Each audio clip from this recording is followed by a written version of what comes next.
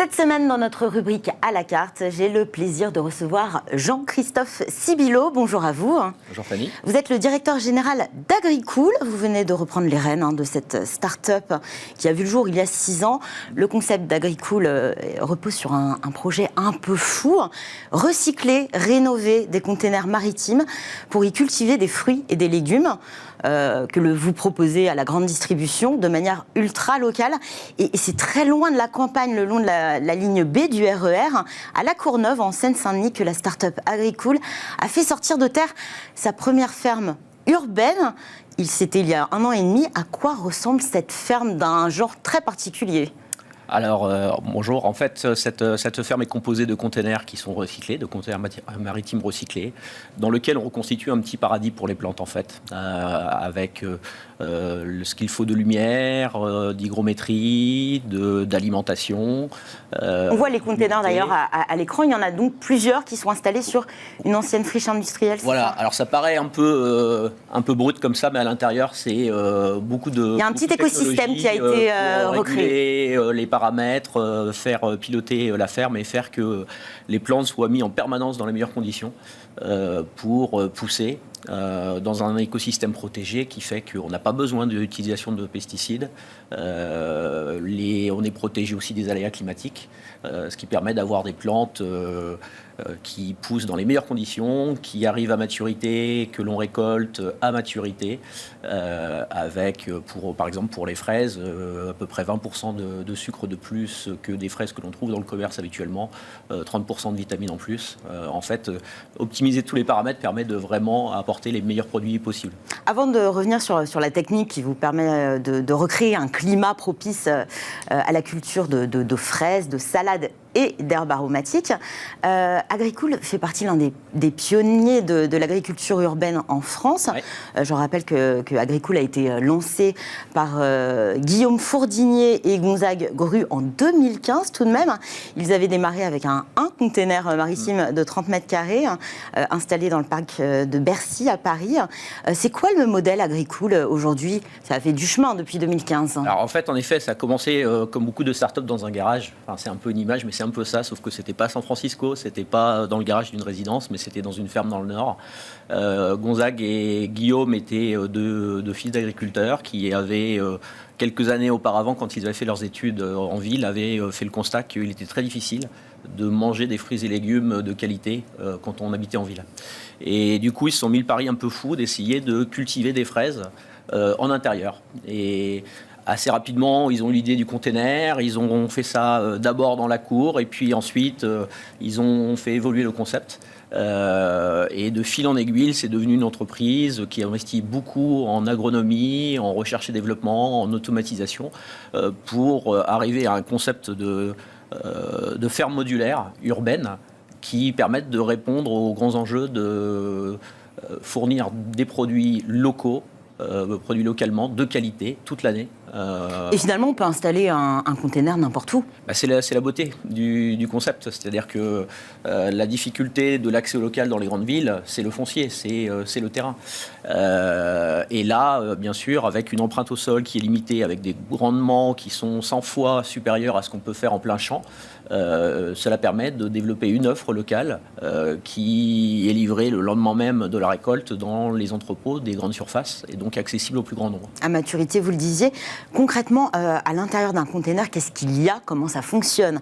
Parce que 30 mètres carrés, c'est quand même assez limité. Hein. Ouais. On n'est plus sur un type d'agriculture verticale ? Alors, on a les deux types de culture. On a culture verticale, culture horizontale, mais c'est clair qu'on optimise au maximum l'espace avec des étagères. Donc, tout l'espace est optimisé et juste une allée centrale qui permet à nos cultivateurs... Cultivateurs. Agricool, cultivateur. Exactement. Et moi, je suis un cool executive officer. Donc, ces cultivateurs passent dans l'allée centrale pour pouvoir prendre soin des plantes et c'est... Toutes ces étagères et ces bacs dans lesquels les plantes poussent sont réglés avec des paramètres qui permettent une alimentation en eau constante. Donc là, on est sur un système d'hydroponie, c'est ça ? Oui, exactement.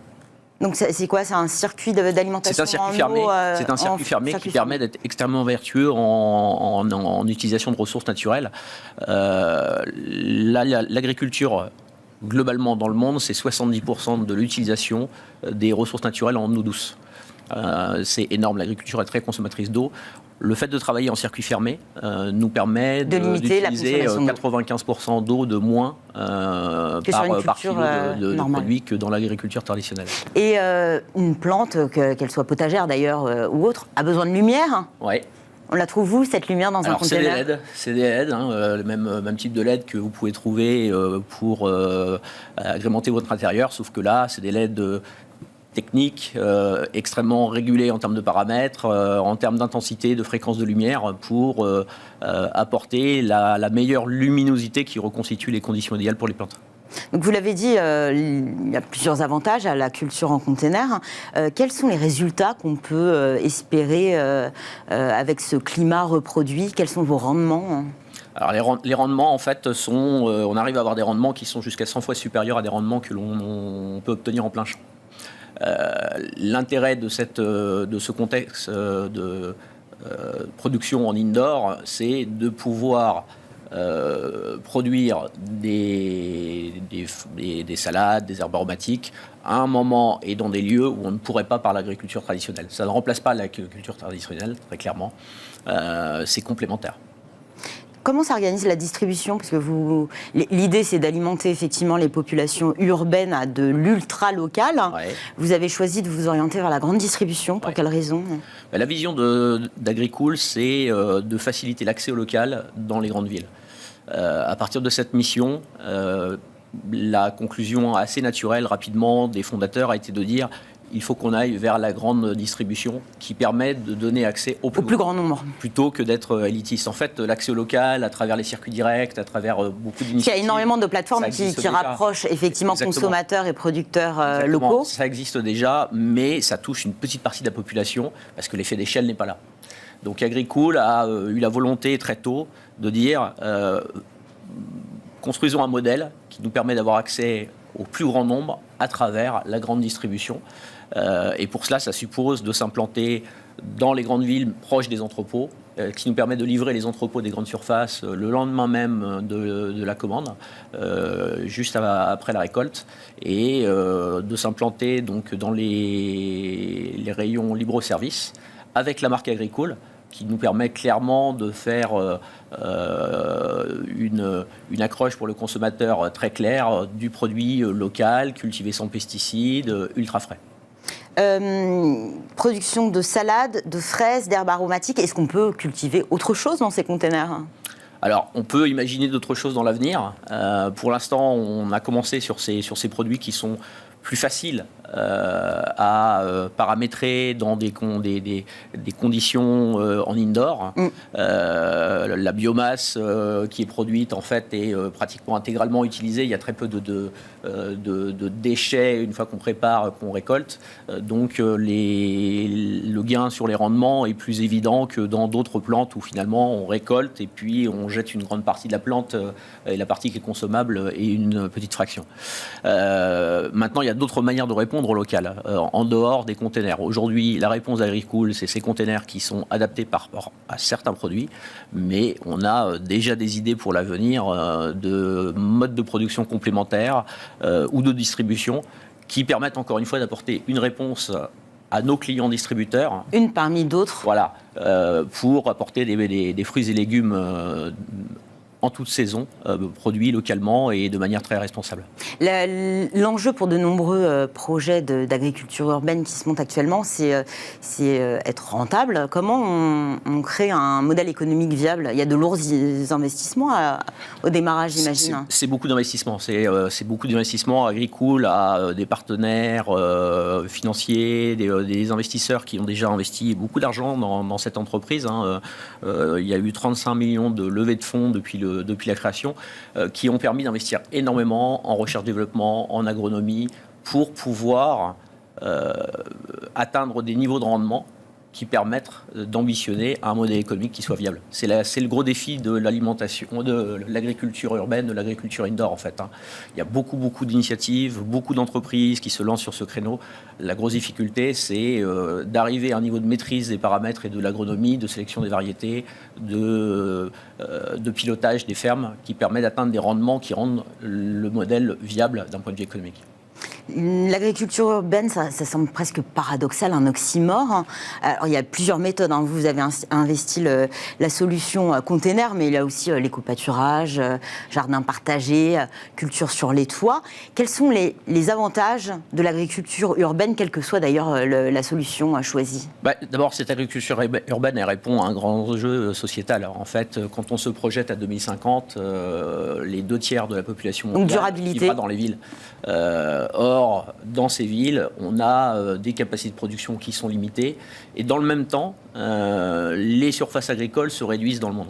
Donc en fait, il faut trouver des nouvelles réponses pour nourrir la population mondiale. Donc ça participe à l'évolution d'un modèle économique et d'un modèle d'alimentation.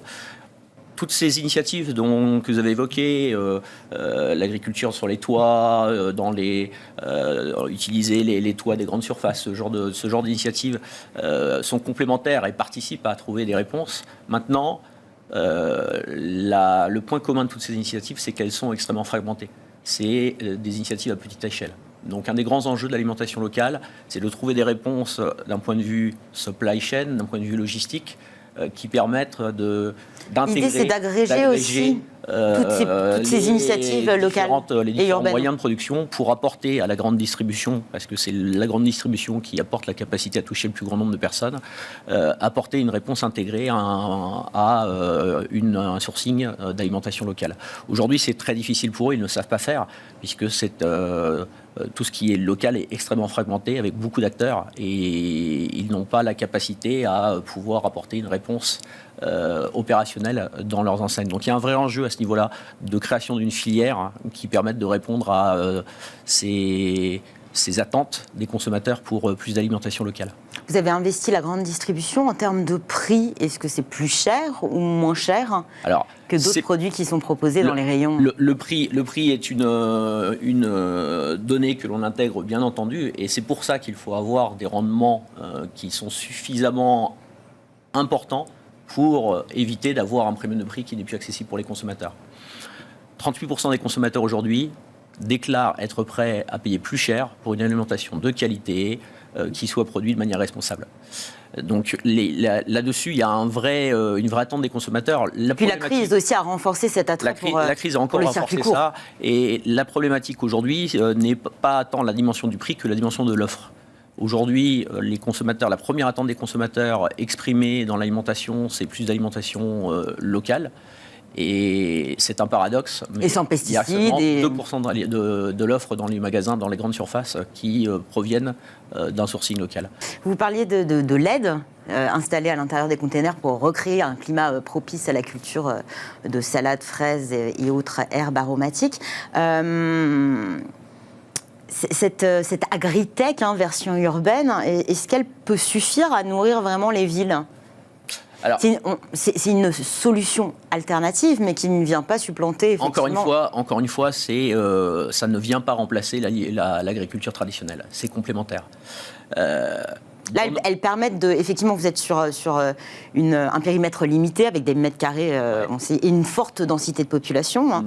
C'est une solution en plus. Il faut travailler en parallèle sur la défense du revenu des agriculteurs, le fait de favoriser l'installation des jeunes agriculteurs, de les aider à produire une alimentation de qualité avec des revenus est-ce que la technologie peut aider aussi à avancer sur ces questions ? La technologie a un rôle. Les drones, la robotisation pour le désherbage mécanique. Enfin, il y a plein de solutions qui sont apportées par la tech dans l'agriculture moderne.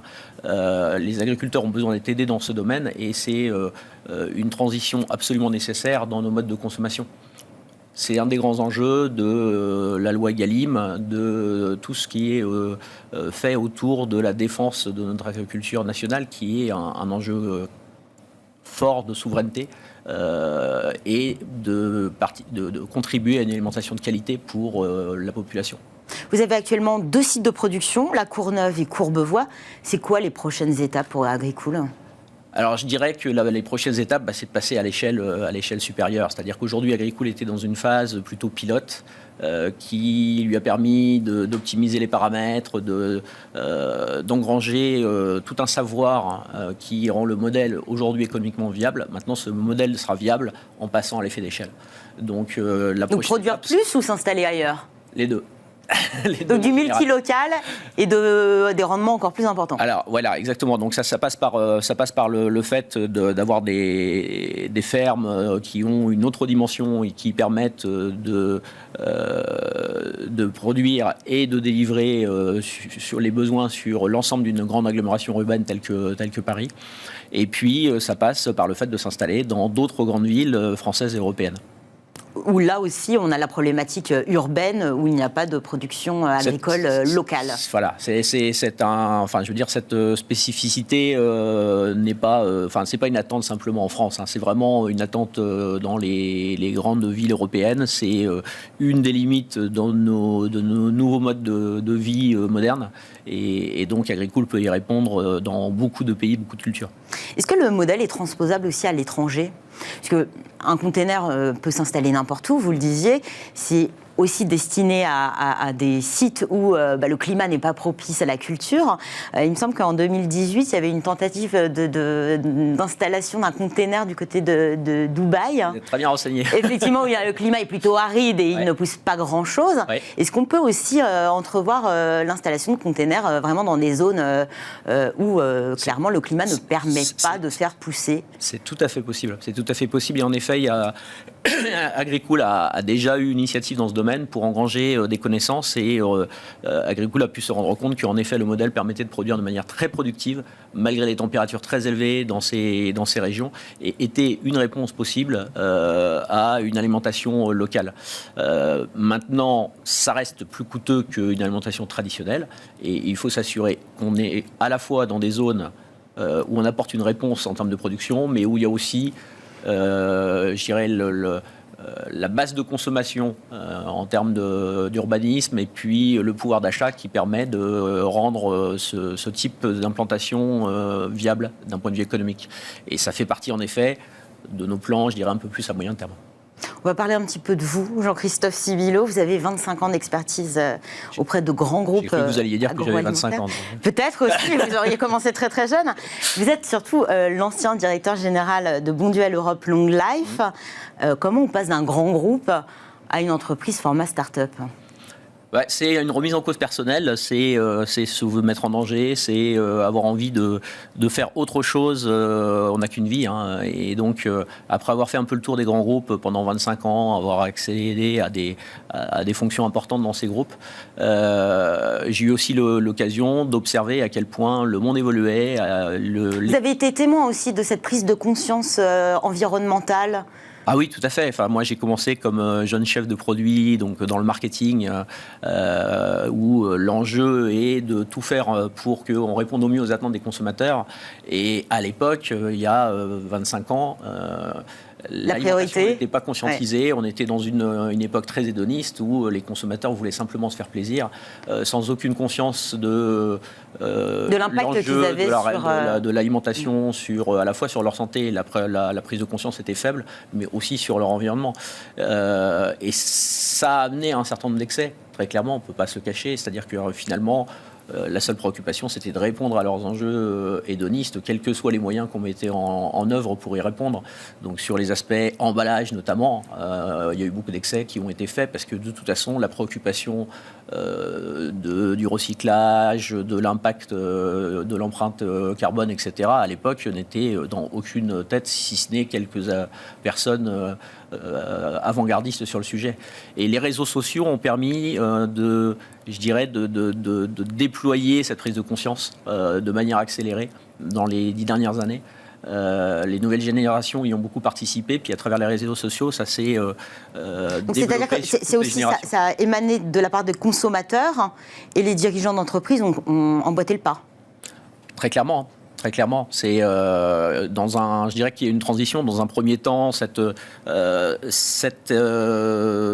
démarche de conscientisation du consumérisme par les consommateurs a amené les entreprises à prendre en compte leurs nouvelles attentes et donc à se préoccuper de tous les aspects ESG dans... Mais c'est plus simple pour une start-up, effectivement, comment dire, de suivre d'initier un changement plutôt qu'un grand groupe. En fait, un grand groupe, tous les grands groupes sont de toute façon aujourd'hui engagés dans une démarche de production plus vertueuse, de se préoccuper de leur empreinte carbone, de l'impact qu'ils ont sur la société, etc. Je pense que la grande majorité des chefs d'entreprise aujourd'hui sont conscients que leur rôle dépasse simplement les enjeux économiques. Donc, on est engagé dans une démarche beaucoup plus vertueuse qu'il y a 20-25 ans.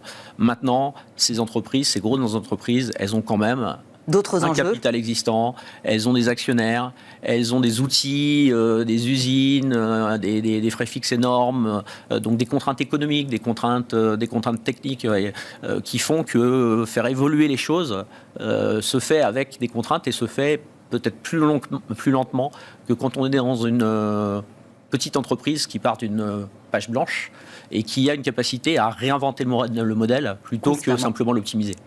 Donc c'est clair que quand on regarde les choses avec un petit peu d'ironie, on se dit oui, mais l'impact il est limité au regard de ce que peuvent faire les grands groupes. Et en même temps, c'est ces petites entreprises, ces startups qui réinventent un modèle, qui tracent un sillon, qui peut devenir demain le modèle majoritaire sur les modes de production. Presque un modèle. Voilà. Merci beaucoup Jean-Christophe Sibilo, directeur général d'Agricool. Et c'est une nouvelle recette empreinte de créativité, d'illusion que nous allons découvrir cette semaine. Ce restaurant propose des entrées, des plats qui portent le nom et sont présentés sous la forme de desserts connus et reconnus, des trompe-l'œil gourmands qui dupent l'essence mais pas l'appétit. C'est notre nouvelle recette de la semaine.